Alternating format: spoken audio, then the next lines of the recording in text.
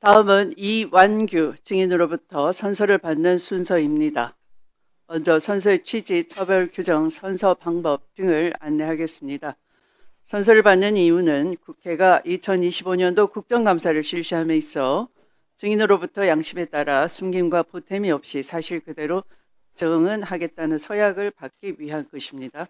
만약 증인이 정당한 이유 없이 선서나 증언을 거부하거나 증언을 함에 있어 국회의 권위를 훼손하거나 위증을 하는 경우에는 국회에서의 증언 감정 등에 관한 법률 제15조에 따라 고발될 수 있음을 알려드립니다. 다음은 선서 방법을 말씀드리겠습니다. 이완규 증인께서는 바른대로 나오셔서 오른손을 들고 선서를 해주시고 선서가 끝나면 선서문을 위원장에게 직접 제출해 주시기 바랍니다. 그러면 이완규 증인은 선서해 주시기 바랍니다.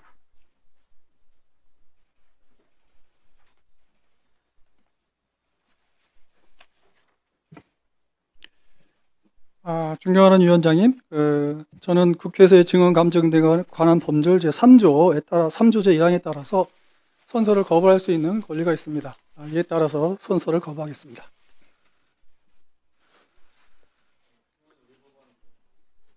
제가 지금 오늘 신문 예정사항으로 되어 있는 안가보행과 관련해서는 수사 중에 있고 특히 우리 민주당 의원님들께서도 저를 고발한 걸로 알고 있는데 제가 지금 수사 중이기 때문에 증언을 선서를 거부하겠습니다.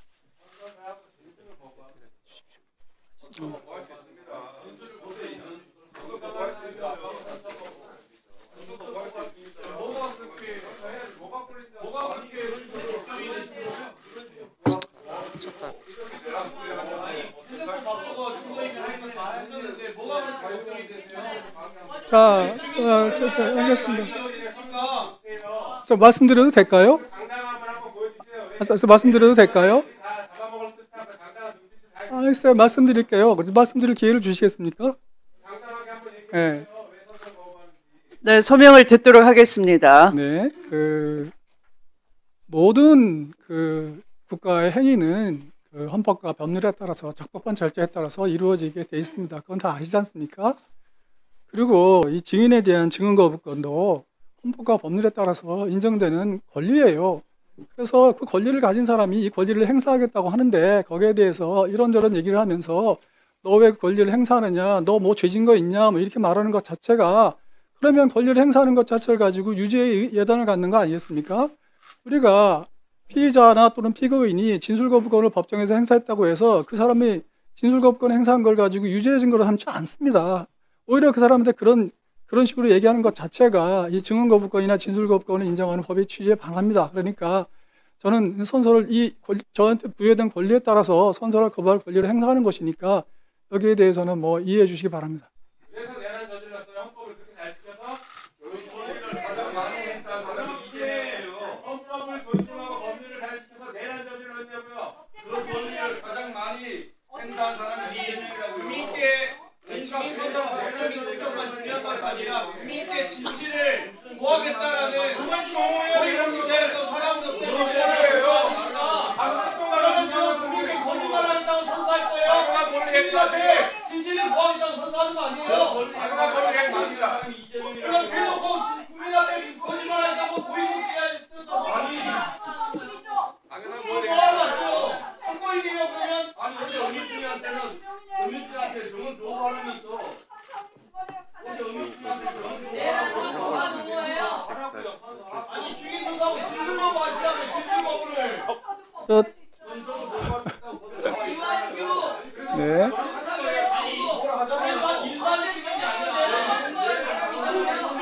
의원님.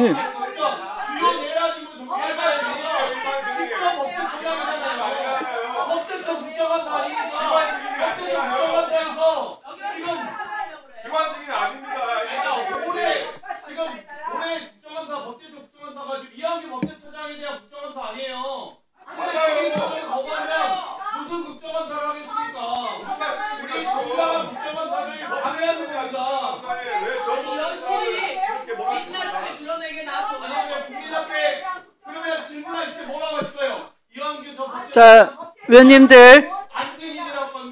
자, 위원장이 진행을 좀 하겠습니다. 협조해 주시기 바랍니다. 자, 나경원 의원님, 위원장이 진행할 수 있도록 협조해 주십시오. 부탁드립니다. 네. 자, 이완규 증인 나오셨으니까 네. 선서는 하시고 네. 위원님들의 질의에 대해서 네. 증언 거부를 차라리 하시는 게 낫겠습니다. 아이고, 그러면 선서는 하시고. 아. 예. 그러면 그렇게 위원장님께서 네. 존경하는 위원장님께서 그렇게 말씀하시니까 한마디만 네. 더 말씀드리겠습니다. 국정감사 및 조사에 관한 법률 제13조 제1항 의원은 직접 이해관계가 있거나 공정을 기할 수 없는 현장 사유가 있는 경우에는 그 사안에 한정하여 감사 또는 조사에 참여할 수 없다. 지금 의원님들이 저를 고발하지 않으셨어요? 네? 고발하신 분들이 저를 불러다가 조사하겠다는 거가 그게 적정 절차. 질의도 해도 됩니다. 왜 아니 어쨌든 그럼 민족이 부르세요. 민족이 부르세요. 그러면 아니 고발하고 조사도 하고 고발한 사람이 수사하고 고발한 사람이 재판하고 그래도 되는 겁니까? 질문하니까 고발하신 거죠. 민족을 왜 하셨어요? 그러면 본인이 잘못했고 물건 훔쳐가고 왜 물건 훔쳐가고 따지냐는 거니까. 다시 강호하고 그러면 억울하지 못해 많이 해서 기술자들이 아주 그냥 국민들 앞에서 지금 진실을 고하는 자리 아닙니까? 당연한 권리입니다. 당연한 권리입니다.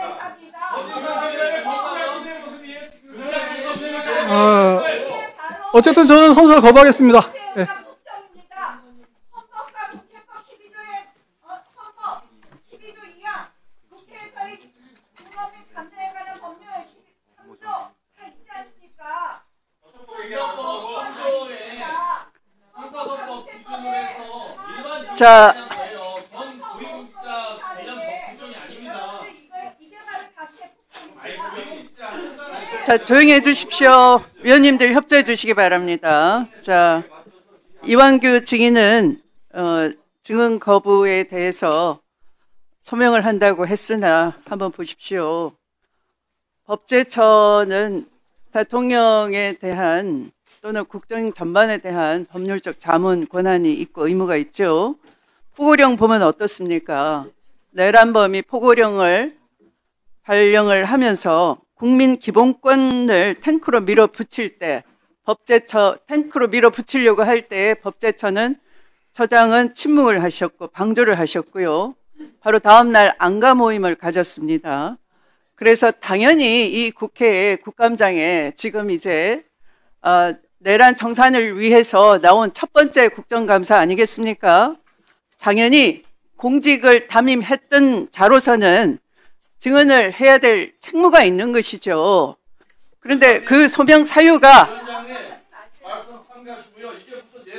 자, 경고합니다. 신동욱 의원님. 왜 위원장의 발언을 방해합니까? 경고합니다. 신동욱 의원에 대해서는 발언 제한을 조치를 할 수 있습니다.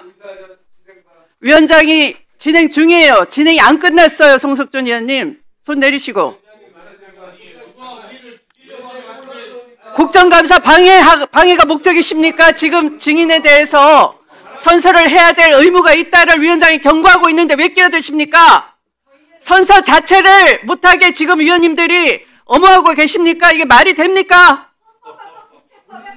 헌법을 그렇게 잘 아는 나경원 의원은 왜 내란범이 국회를 침탈할 때 가만히 계셨나요?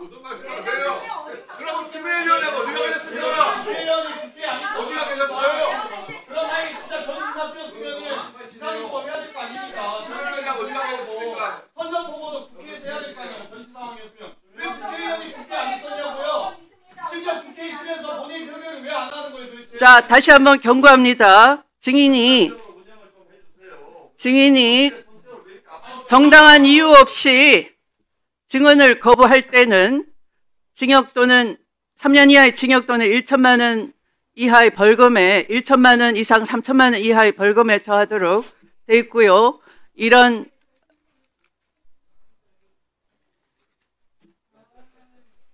국회에서의 정관법에 따라서 국회 법제사법위원회가 고발할 수 있음을 미리 안내 드리겠습니다. 저 말씀드려도 되겠습니까? 위원장님께 말씀하시니까요. 이미 충분히 말씀을 드렸습니다. 한 가지만 말씀드리고 들어가십시오. 싶은데 저한테 온 증인 네. 출석 요구서의 신문 여지가 안가 모임 관련이에요. 들어가십시오. 안가 모임 관련에 들어가십시오. 대해서 자, 들어가십시오. 알겠습니다.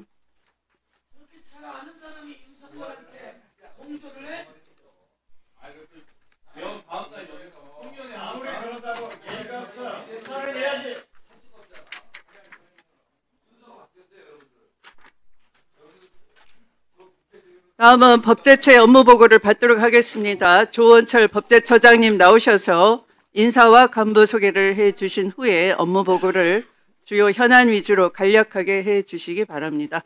예, 법제처장 조원철입니다.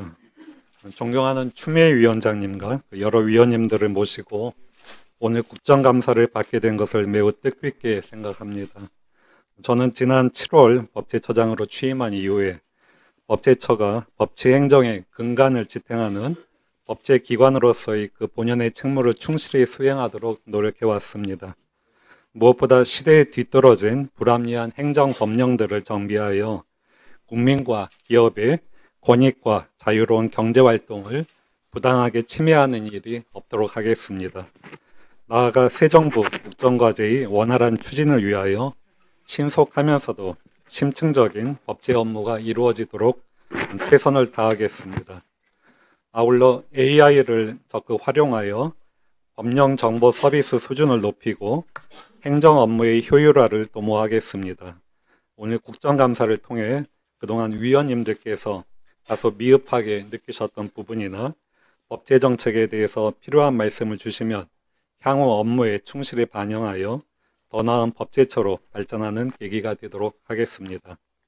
구체적인 업무 보고에 앞서 출석한 법제처 간부들을 소개해 드리겠습니다. 차장 김창범입니다.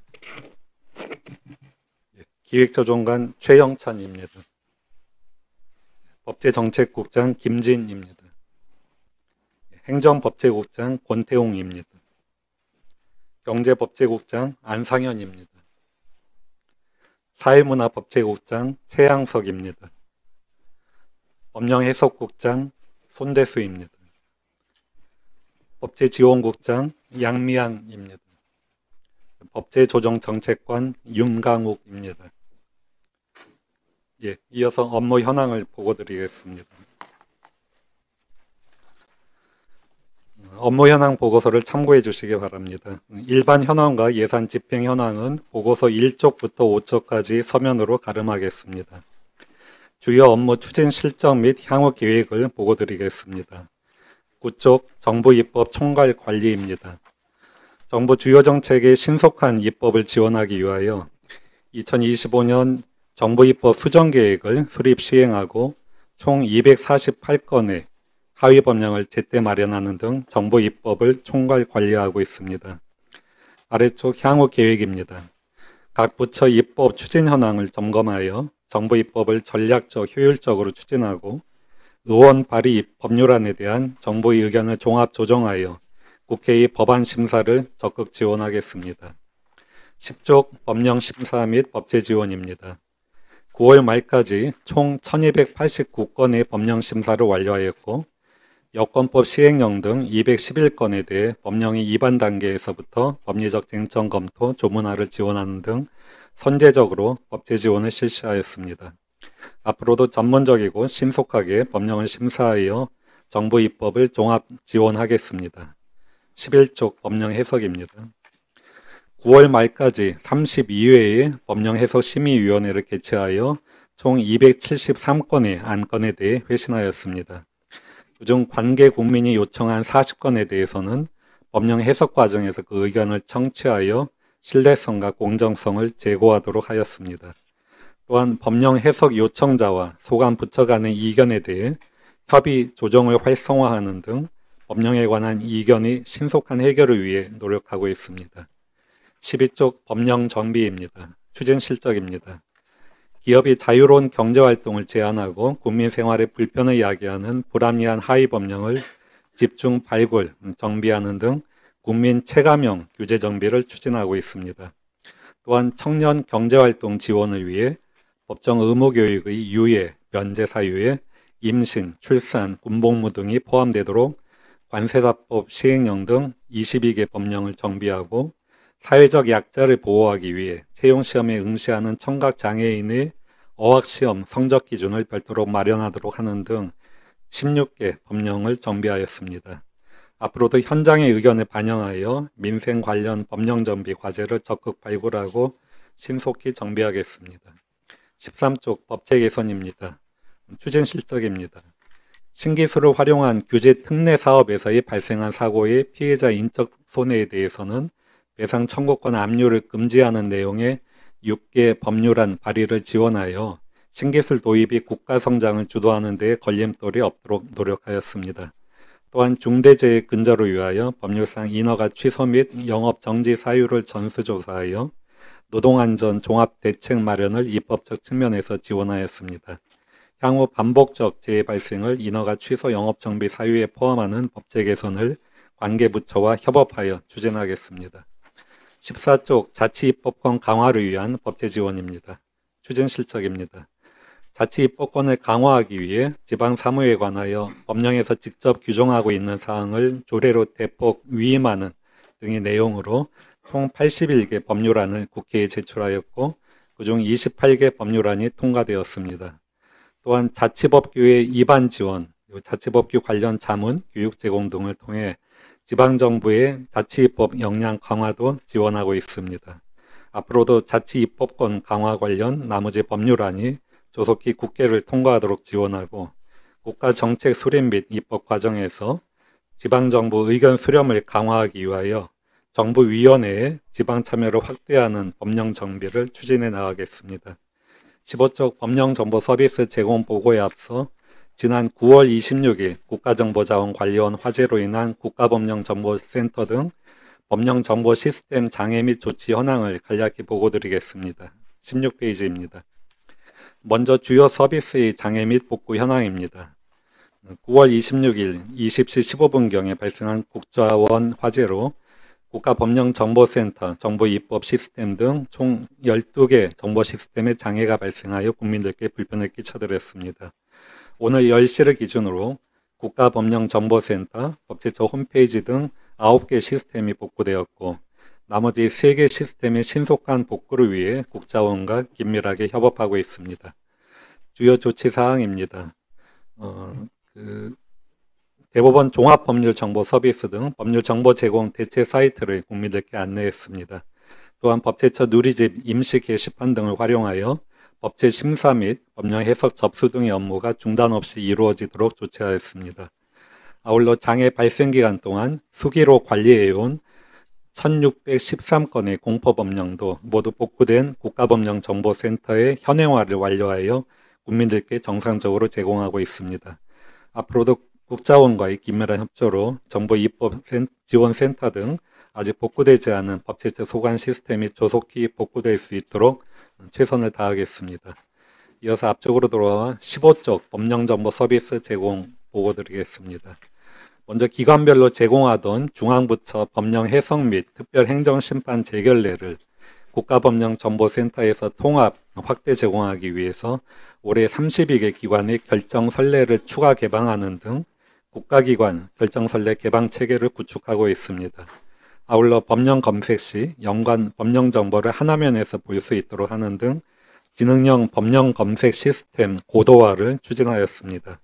앞으로 국민들께서 법령, 판례, 해석례 등 다양한 법령 정보를 손쉽게 찾고 활용하실 수 있도록 내년부터 생성형 AI 법령 정보 서비스를 구축하는 한편 국가법령정보센터 레이어 고도화로 국가법령정보센터 홈페이지와 앱의 이용자 편의성을 증진시키겠습니다.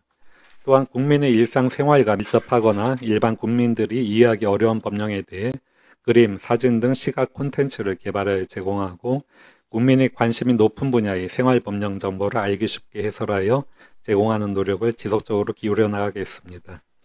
17조 공무원 등의 법제 역량 강화를 위한 법제 교육입니다. 추진 실적입니다.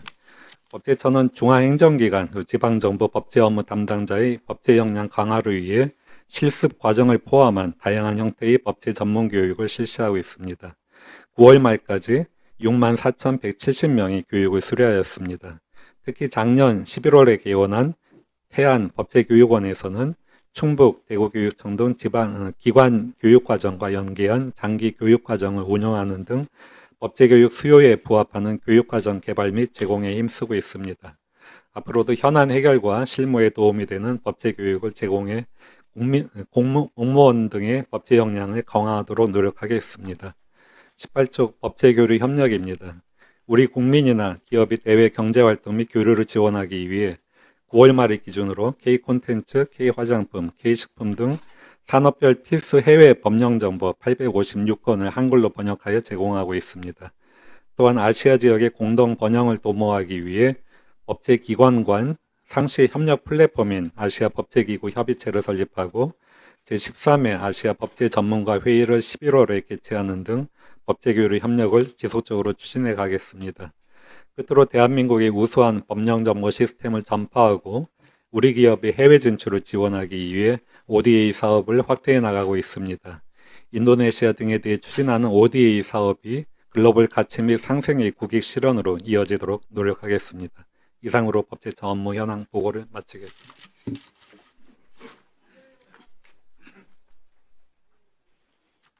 네, 조원철 법제처장님 수고하셨습니다. 다음은 국감 대상 기관에 대한 질의와 일반 증인에 대한 신문 순서입니다. 질의 시간은 질의와 답변을 합쳐 5분으로 하고 배부된 질의 순서에 따라 진행하도록 하겠습니다. 자료 요구하실 위원님 계십니까? 네, 나경원 위원님. 먼저 자료 요구 전에